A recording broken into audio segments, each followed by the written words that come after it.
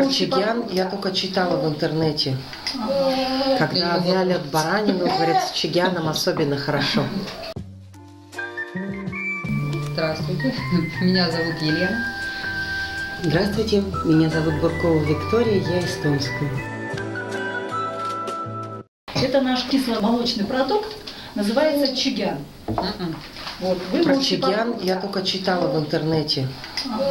Когда вялят баранину, говорят, с чигяном особенно хорошо.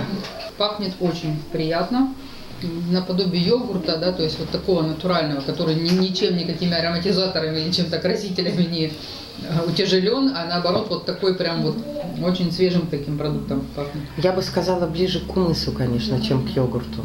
А как он готовится? То есть это... Для этого нужна специальная закваска. Его обязательно надо делать из коровьего молока. Вот меня волнует тогда такой вопрос. Кумыс имеет некоторые алкогольные свойства. Здесь тоже есть такой. Но чуть-чуть. в кумысе больше, чем в кефире, а в чигяне Ну, почти так же. Если чигян долго постоит, у то него будет практически, сильно. да. Буду тогда с ним осторожна, а по мне за руль.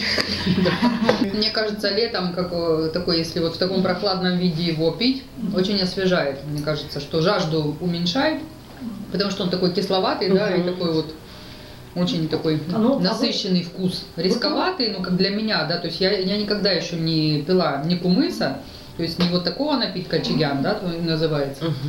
Поэтому очень Но интересно. Я кумыс пила. У меня бабушка жила в Средней Азии, в Киргизии. Очень приятный.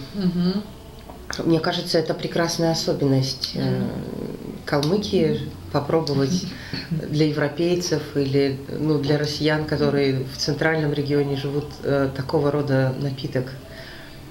Я уверена, даже, может быть, не все жители Калмыкии успели попробовать. Да.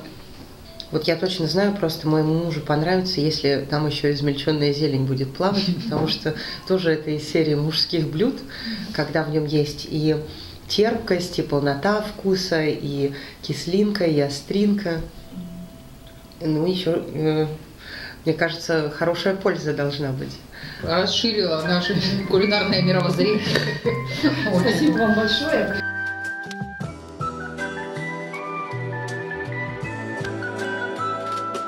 Я улетаю.